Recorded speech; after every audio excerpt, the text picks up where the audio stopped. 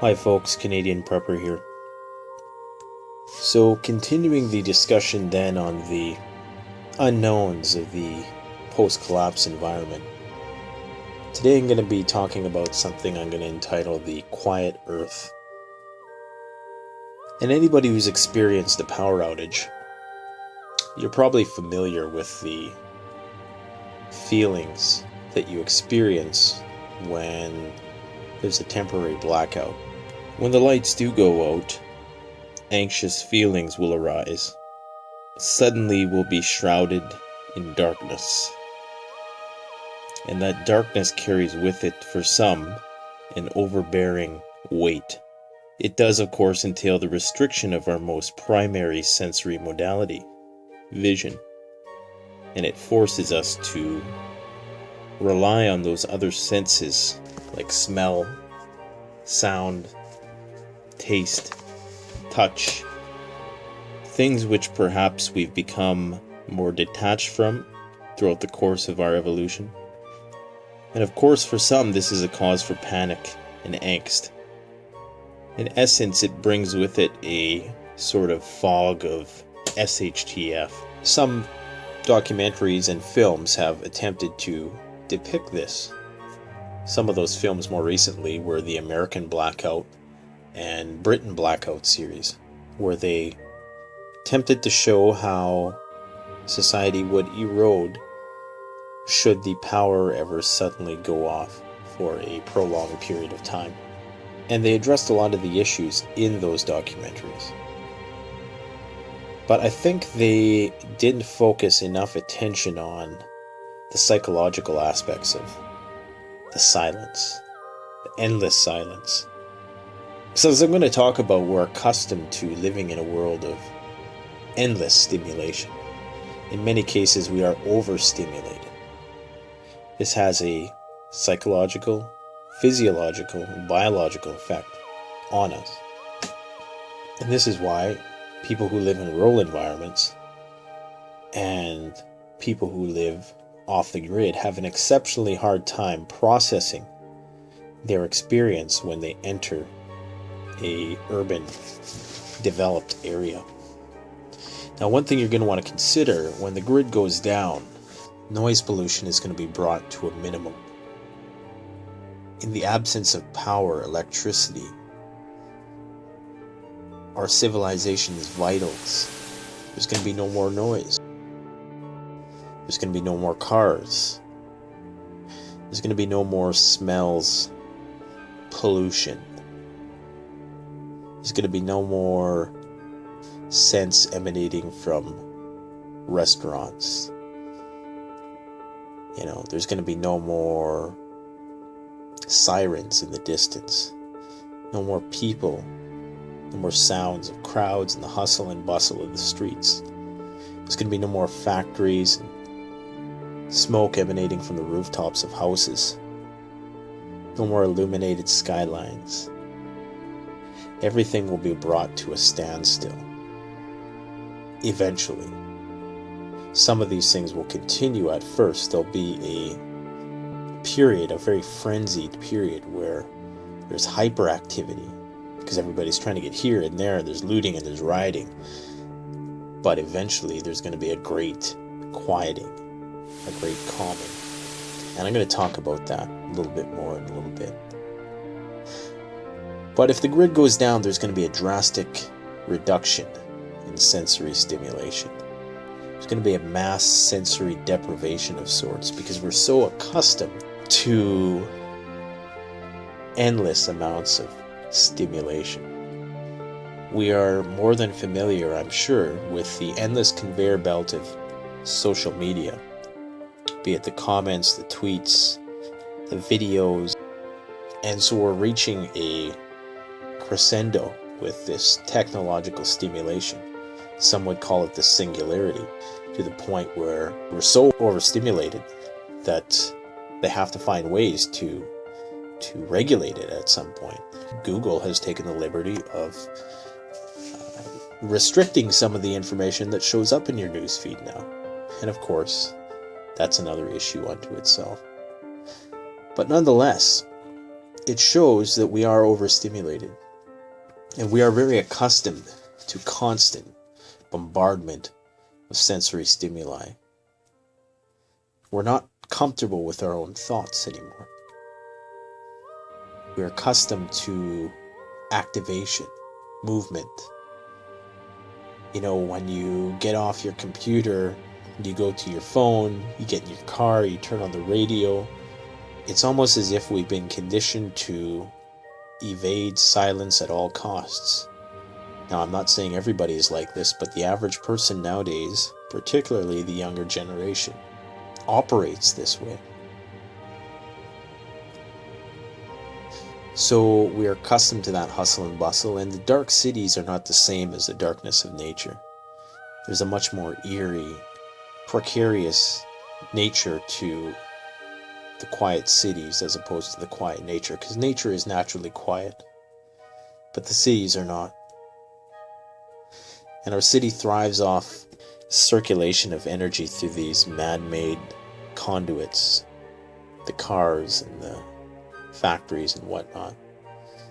And even preppers aren't fully prepared for this psychological effect of silence. Most people simply are not comfortable with silence. And now this is a double-edged sword, because on the one hand, the information that we were privy to will no longer be there. It will no longer be as accessible. And I'm talking about the internet. I'm talking about all the informative aspects of the vast grid of modern civilization. On the other hand, we're going to be forced to think. We're going to have more time to formulate our own thoughts and opinions about things, and not be bombarded with this endless stream of sensory input. And unfortunately, you cannot have input and output at the same time. It's simply not possible. It's impossible to think abstractly about something while there's 50 different sounds in the background. So there's a certain necessity to silence when brainstorming, when thinking creatively. So perhaps that will work in our benefit.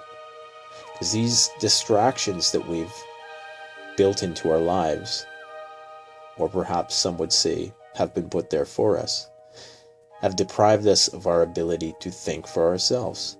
Smart technology has supplanted our need to be independent in many respects.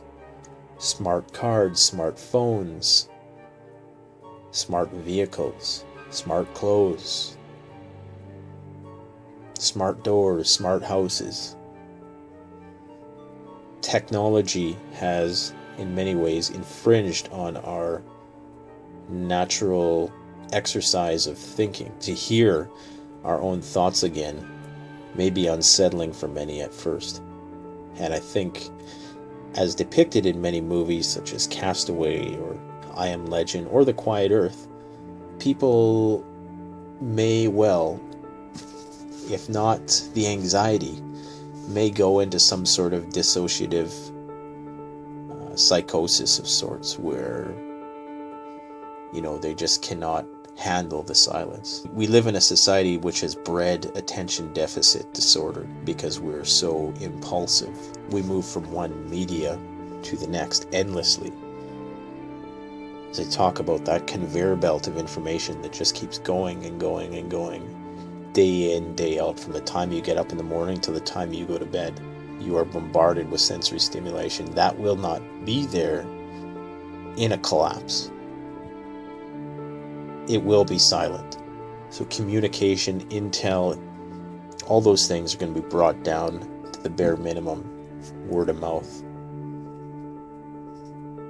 And in that movie, The Quiet Earth, the last man on Earth, or so he thinks, spends his days running around, basically, talking to himself, talking to God, going crazy. And what else is there to do? I mean, you can't blame him, Not many people anticipate the darkness.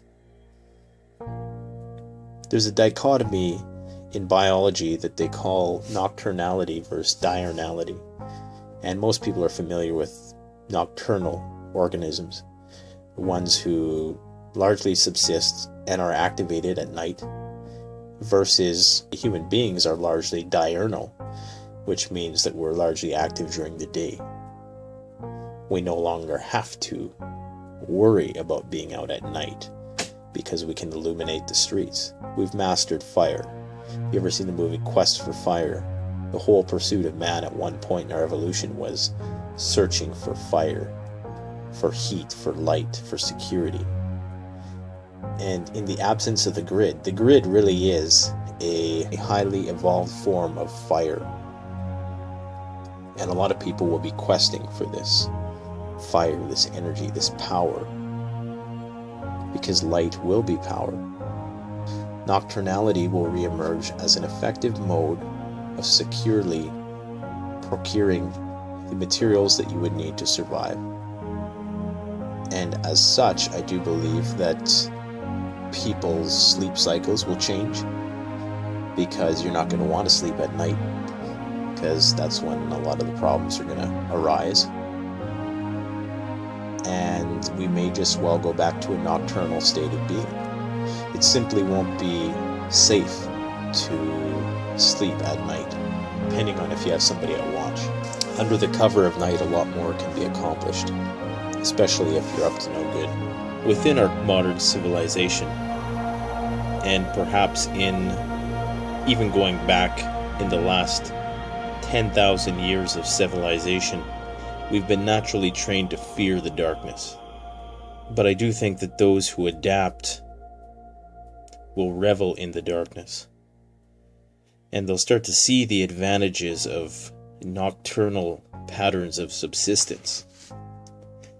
Many, of course, will be overcome and paralyzed with fear, and this will, of course, lead to poor decision making.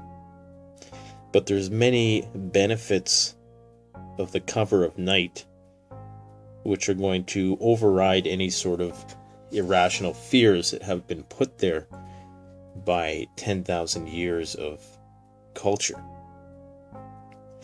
Night, of course, is a natural form of concealment, camouflage, or as it's called, crypsis. In the daytime, you can be spotted from miles away, but under the cover of night, you do have that element of secrecy, the element of surprise, and the element of stealth. The only way you could detect somebody at night was, of course, with modern technology, such as night vision.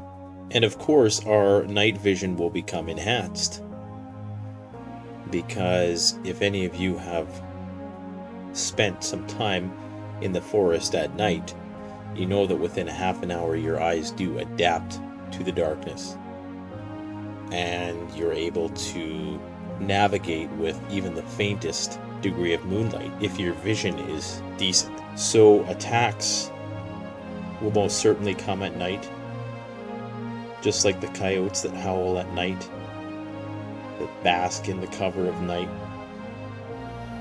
So I would say don't fear the night so much as fear the day in a WROL situation, because it's going to be the cover of night that returns us into a nocturnal state of subsistence. Should the lights ever go out, that's when you're going to want to keep a lookout and keep watch. In a lot of ways, we will devolve into more archaic patterns of existence with respect to this, and in some ways it will benefit us, because it will allow us to exercise that which we've been naturally endowed to do, which is think creatively, be comfortable with our own thoughts. It's going to cause a lot of panic and anxiety for people when they realize that the lights aren't coming back on. And even a lot of these videos don't depict that well. There's that adaptation period. As a tree planter, I knew after spending 2 months in the bush that it would take me a couple weeks to get back into city mode, to get used to all the sounds and the sights and even crossing the street was nerve-wracking in some cases. Whereas, should a city person come to my environment, crossing the river might be nerve-wracking. So it's all about exposure, and it's all about acclimation. And eventually people will adapt, but something I would like people to bear in mind, that if our civilization ever collapsed, that we have taken technology to such a high point of meaning in our lives, that when that rug is pulled out from underneath us,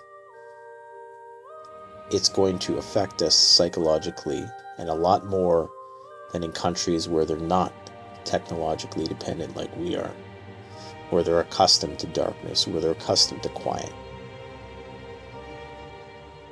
Because in the absence of that noise, it's either going to make you stronger or it's going to make you weaker.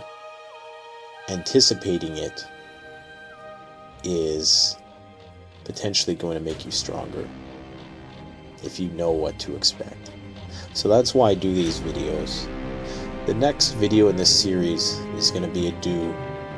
I'm not going to spoil it, but it's one that I'm really looking forward to.